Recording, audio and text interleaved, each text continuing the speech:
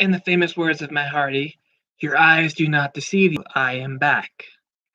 I don't know how long it's going to be back. I'm going to be back. Yeah. I don't know how long I'm going to be back for, but I'm back. How's everyone's going? How's everyone's night going? We just saw an epic show tonight. Let me bring up all my notes. Do-do, do-do, do-do, do-do. All right, Samsung Notes.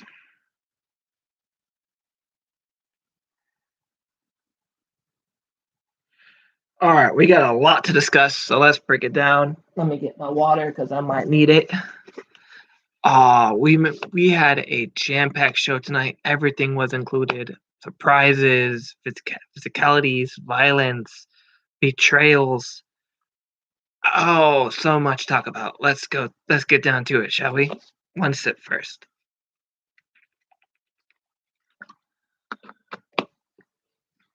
I promise you it's water, not vodka.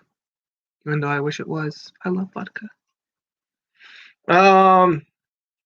Rich Swan comes out to discuss his championship reign and brings out Tommy Dreamer. Yes. Okay, so Rich Swan comes out to the ring and he asked for this. He asked to have this time tonight, which he's the champ. Who's gonna tell him no, right? So he gets out on the mic and says how it's been great to be champ, how he's lived the dream, how he's lived that. So he wants to give the opportunity to Tommy Dreamer because it's his birthday at No Surrender on February 13th. Apparently, he's turning 50, I believe. So Rich Swan comes out and asks Tommy Dreamer if he would accept a match between him and Tommy Dreamer for the Impact World Championship at No Surrender, which is on Tommy Dreamer's birthday. Now, a lot of people were upset about this match, but again, it's on Impact Plus. It's gonna be a great match. You got Rich Swan versus Tommy Dreamer, and he's just giving this little gift to Tommy Dreamer. It's nothing exciting. I mean, it's nothing personal. It's not gonna hurt anyone. It's just gonna be a fun match for the people that are gonna buy or watch Impact Plus. Who knows what could happen? I mean, it could just turn out to be not a match. It could be turned out to be an interference or something else could go wrong before this match ever happens. So right now, this match is set at No Surrender, February 13th, exclusively on the Impact Plus app. So, yeah, that said, let's get down to my next point. Sami Callihan then comes out, discuss how he wants to be involved in the championship match. Chris Bay comes out and says it's also his birthday, 25 years younger than Tommy Dreamer. So he's 25, turning 25 on February 13th as well. And then Moose comes out and demands Rich Swan to give him a championship match because he earned it after he nearly took Willie Mack's head off, which technically he almost did. So all these guys are debating on Chris Bay, and then they all gang up on Tommy Dreamer and Rich Swan. Then out comes Willie Mack comes out to defend Rich Swan and Tommy Dreamer, and the upper hand is taken and they get thrown out the ring. And then Sami Callihan does his little hacker gimmick and summons Ken Shamrock, and they annihilate Rich Swan, Tommy Dreamer, and Willie Mack. They head backstage and demand a match. Scott says they are outnumbered and he has a mystery guest. So there's a mystery guest going to be involved for tonight's main event, which is going to be, now bear with me, it's going to be Sami Callihan, Ken Shamrock, Moose, and Chris Bay versus Tommy Dreamer, Rich Swan, Willie Mack, and a fourth mystery person. All right, that was a lot to talk about. First match that was going to be aired is an Ace Austin and Madman Fulton versus Josh Alexander and Matt Cardona. This was a great match. I wasn't completely shocked. I knew Matt Cardona was going to be a threat. I've seen his career in WWE, and I knew he had more. He had more to offer than WWE was letting him do. So, with that being said, this was a great match. Matt Cardona looked great. Josh Alexander looked great. Ace Austin looked great. Madman Fulton looked great, even though Madman Fulton got the pin. With an amazing maneuver. This is actually pretty fun. Matt Cardona was going for the Rough Rider, or whatever he calls it in Impact, on Ace Austin, but Ace Austin leapfrogged him over him, and he hit Madman Fulton instead with it, and then Josh Alexander took Ace Austin and hold him down so Matt Cardona could get the victory over Madman Fulton. Great match, great finish, awesomeness.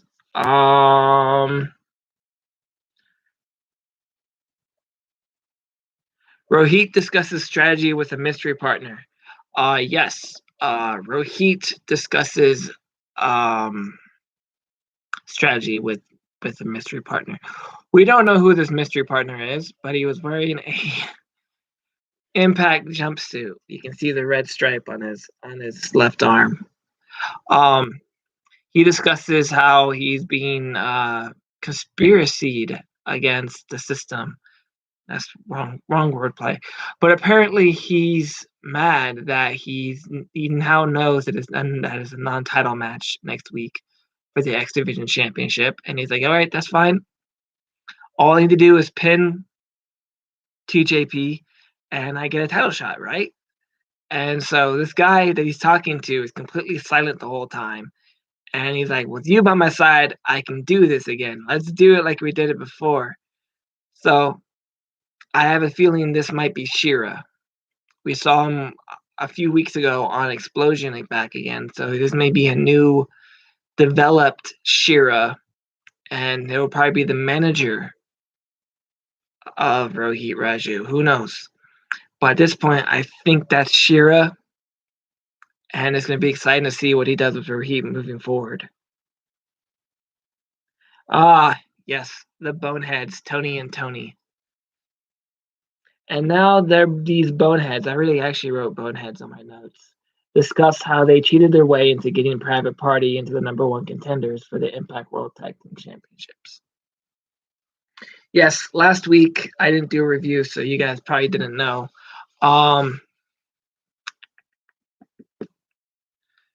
Private Party was on Impact, and they won the contendership match, beating James Storm and Chris Sabin, beer guns, as I like to say. And of course they won because Jerry Lynn grabbed Chris Sabin's ankle. And then a move was made, and Private Party with the gin and juice as their finishing maneuver pinned James Storm, earning them the number one contendership. So back now, so they talk about that, and then they drop the card for tomorrow's night on AEW Dynamite, where they discuss all the matches entirely. I didn't really pay attention to most of them, but the one I did pay attention to is the Good Brothers are teaming with the Young Bucks to go against a team I didn't catch again. Sorry, I wasn't really paying attention. But I know the Good Brothers are teaming with the Young Bucks, and that's as much as I know. So yeah. Second match, Brian Myers versus Eddie Edwards. Now this was a fun match. Each person was trying to go after their injury. Eddie Edwards had a shoulder damage that was cut from the barbed wire match he had at Hard to Kill. And then apparently Brian Myers had a cut above his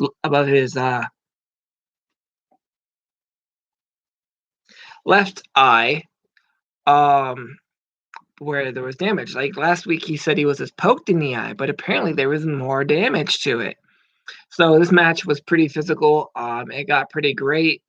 People were going after their injuries. Eddie Edwards versus Brian Myers was going at it. I just said that. Sorry, I'm still gathering what I watched.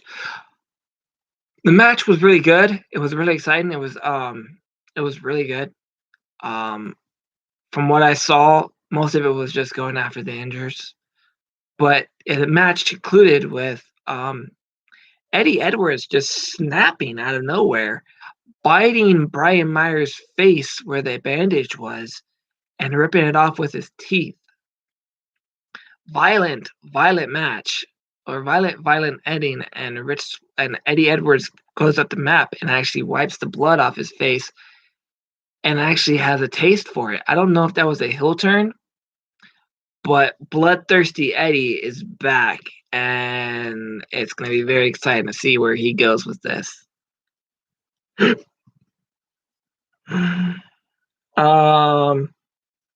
Matt Hardy is back on screen with his team Private Party. He announced that he's putting a bonus on Private Party when they win the Impact Tag titles and the AEW World Tag Team titles. Yes, Matt Hardy right now manages Private Party and is pretty much just raking in the big money character where he names these ridiculous percentages out of nowhere and drops them on his team. And he dropped 75 to 65% on one of them, and then he's like, "This is the percentage." He was trying to do Steiner math, but I don't really remember what percentage he came out to be. But it was just funny because back when Steiner math first happened, P.D. Williams was the confused face. This time it was Isaiah Cassidy. He's like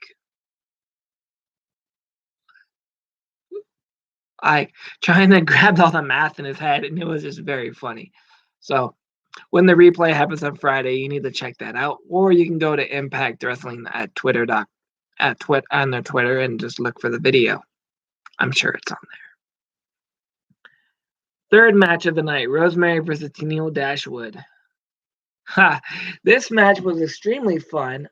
Caleb and Casey Steve got involved in the beginning of it, and apparently Tennille Dashwood grabbed her camera bag and did a whole action scene Marvel-esque sequence with it, where she swung it at Rosemary's chest, her back, and then did an uppercut with it that was absolutely beautiful. It was very interesting to see that, like her just swing it up or like an uppercut and hit Rosemary like this. And she's like falls on the ground. It was very action movie-esque, and I loved it. And then the match got started because she kicked out of that uppercut camera swing. So yeah, that match happened. There was a lot of good spots in this match. But mostly it was Rosemary dominating Tennille Dashwood. Tennille Dashwood got some hits in and some kicks in and a few good spots. But Rosemary hit her finisher, and the match was over. It was a great match. It was a very fast match, like a good throwaway match, but it was very fun. So after that match, Larry D asked, or AC Romero asked Larry D, "What's next?" He's like, "Oh, what's next is I'm gonna go after Rosemary for putting that spell on me." The spell being that he turns into Lawrence D with a spray of ring rust, which I don't really know if that was Rosemary's spell. I think that was just his creative thinking. He'll put on ring rust and turn into this whole different character. Hey, Jared. But apparently Larry D is back on Impact Wrestling, and he's angry with Rosemary casting that spell on him that transfers him into Lawrence D.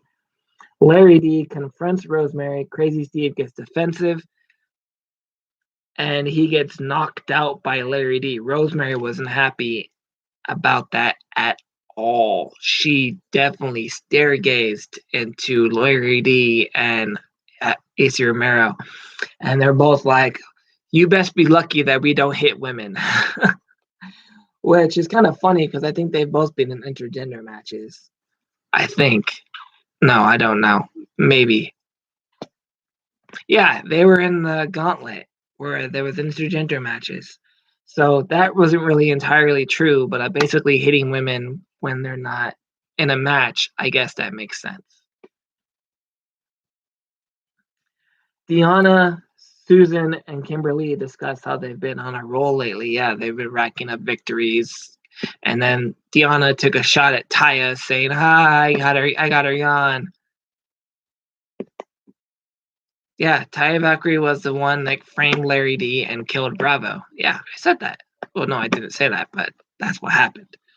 Um, they've been on a roll lately. Susan gets defensive when Jordan Grace and Jazz confront them. It all ends with Susan challenging Jordan Grace to a match after Jordan Grace touched Susan on the chest, and she's like, "She touched me inappropriately. You saw that. You saw that." So Susan's gimmick right now, I believe, is the Karen of the internet, where she complains and pulls out her phone and just goes off on knowing their rights and everything else. So when Jordan touched her chest, like, "Did you see that? She touched me inappropriately." So that was a fun little segment. I liked it. It was fun. And then we got a match with Jordan Grace versus Susan next week. Fun stuff. Okay, this right here, the Fire and Fest flavor begin. This was a travesty. I don't know if it was supposed to be put out like that, but Kira Hogan and Tasha Steelz has to be one of the worst party hosts ever. That was just a train wreck. They hired MC Lish, that was pretty much the voice of the thing, and then they brought out catering from the back, and it was just a mess. If I can go down on the list of what it was, the catering still had cheese wrapped around, so they had to make their own sandwiches. And the girls were handing out the food. Then they handed out drinks, and Lish took the first sip, and she spit taked it back in Tasha's face. And they both were upset, like, "What? You did that on our party? You did that with our party?" So they go out and they're like, "Wait a minute. There's this big marshmallow guy at ringside. Who is that?" Like, "We know that's you, Fala. We know that's you, Fala." So she takes off his mask, and it's Nevaeh. And she basically pounds Tasha in the face with her forearm. And now things get very interesting because then Havoc enters the ring and confronts Kira Hogan, and they get involved and they toss him out in the ring, and they walk away. It was very interesting to see that. I knew someone was going to crash the party. I didn't think it would be Nevaeh and Havoc, but when they have the only teams now in Impact that are Kira Hogan and Tasha Steelz and Nevaeh and Havoc, it almost was given that they were going to crash the party. But I was hoping Ivelisse or Diamante would show up, Sea Stars, or some new talent, because there's a huge gap now in the tag team talent pool. There was a lot to bring in, and then now we're back to where it was when they first started with the tag team titles. So they need to bring more people in for the tag team knockout division. Then Brandon Toll confronts Tasha, and Kira says he wants a refund. And Kira and Tasha are like, no, sorry, we don't have the money on us. No refund for you. Fun stuff.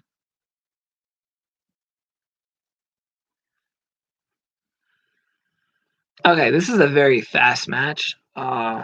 Representing VBD is Joe Doring versus Jake something. This wasn't very a hoss fight. This is more of a squash. And Jake was the squash. It was very interesting to see Joe Doring dominate a guy like Jake something, cousin Jake. And then he goes on, and after the match, they tried doing what they did with Rhino last week by grabbing a chair around his ankle and trying to smash it.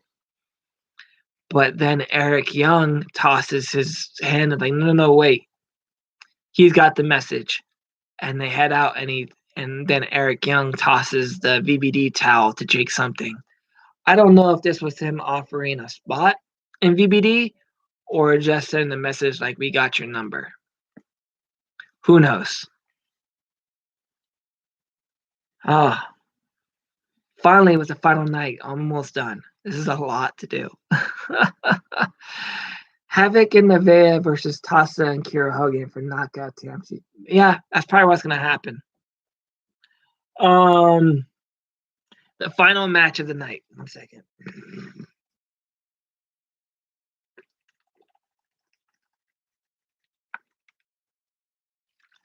Oh. The final match of the night: Moose, Chris Bay, Sami Callihan, and Shamrock versus Tommy Dreamer, Rich Swan, Willie Mack, and the mystery partner that I said earlier today on the TNA IW channel, Trey Miguel. I had a feeling it was going to be Trey Miguel. I knew it. He wasn't completely done with Impact. They were just going to rebrand him into something different. So he's now he's not a rascal anymore.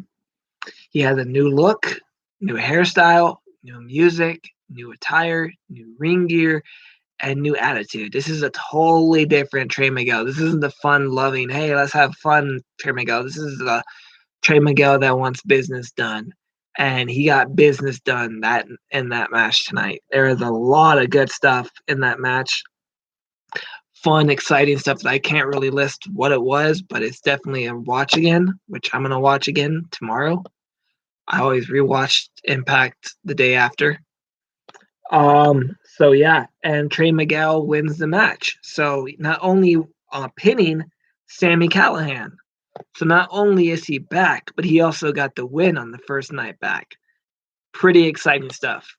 And then at the end of the match, Shamrock wasn't happy with the decision, so he taxed Brandon Toll with a ankle lock, trying to break Brandon's leg. Then all the referees come out, try to break it up, and then they can't get Shamrock off of Brandon Toll until he actually lets go of it himself.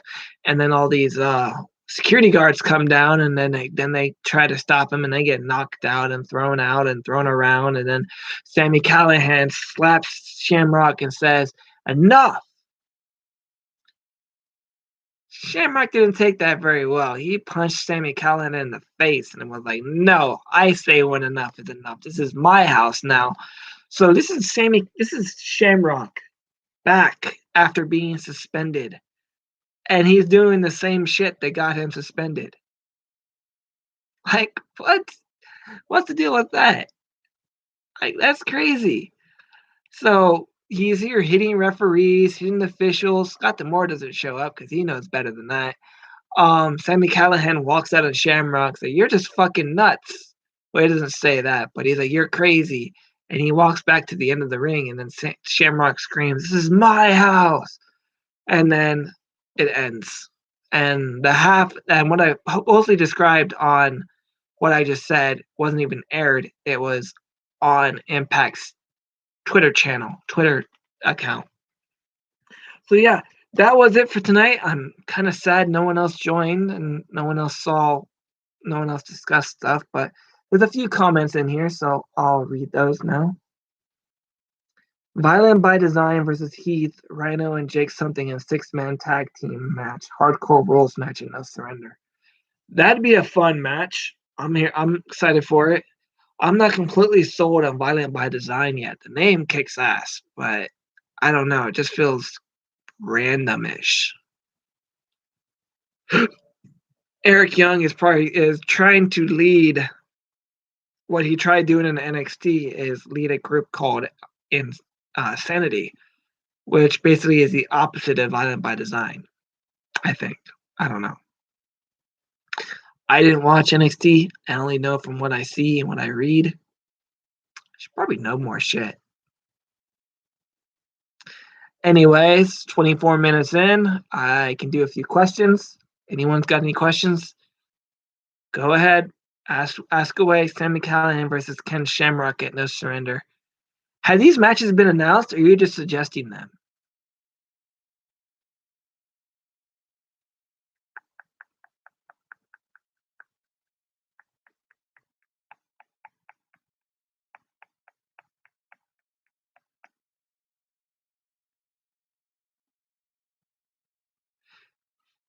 Why is Heath in there? Wait, hold up. Why is...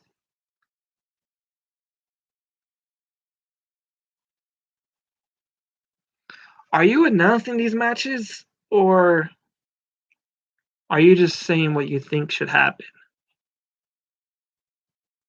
Oh, okay, you're suggesting them, because I know Impact does post graphics after the show that might be matches set for No Surrender.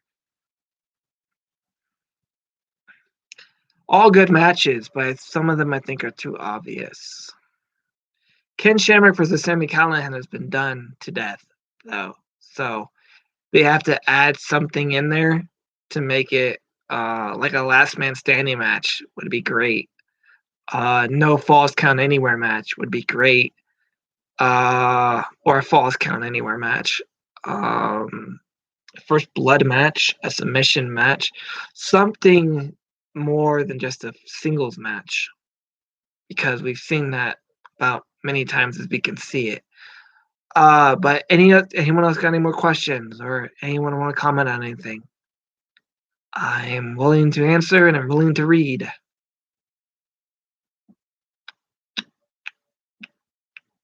What did you think about tonight's show? Any questions?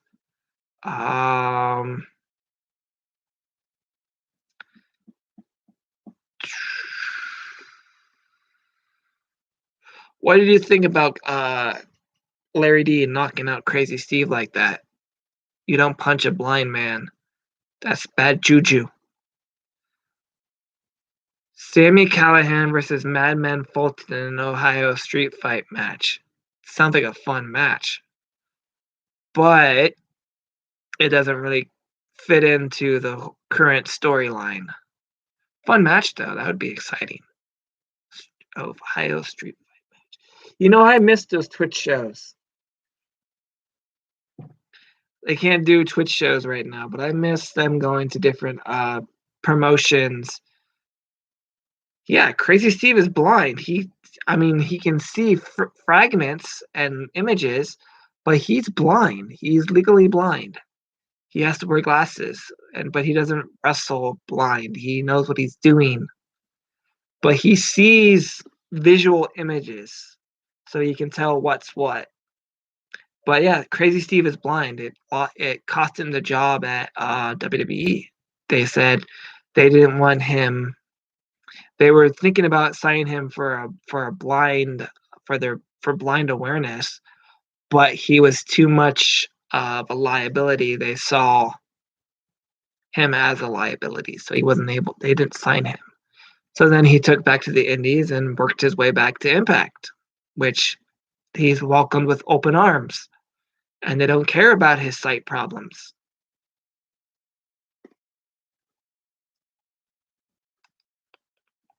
Two minutes. I'm very sad that these videos aren't doing well. Like, other people do reviews, but mine aren't clicking. And sometimes it makes me self-destruct and not want to do them anymore. Why would I waste my breath when no one wants to? I appreciate Jared. He's always in the chat room. But that one time Kenny Omega appeared and I was talking about it, my whole video was a lot of talking, a lot of chatting, and I was answering a lot of questions. Now it's just, I don't know. But I'm excited for doing these videos. I'm not going to stop them. They get good clicks afterwards. So, yeah. But that is the end of my video. Thank you, Jared, for tuning in, and thank you for the mystery person that's watching and didn't chat. I appreciate you all. I'm sorry if I'm depressed. It's just been a very stressful time. I'm so over this COVID bullshit. I haven't been to a bar in what seems forever. I haven't been in the movies, which seems like forever. I haven't seen my friends in what seems like forever. I am isolated. And all I know is these four walls. But anyways, that's the end of my video. Thank you all for watching, and you have a good week. 30 minutes. Laters.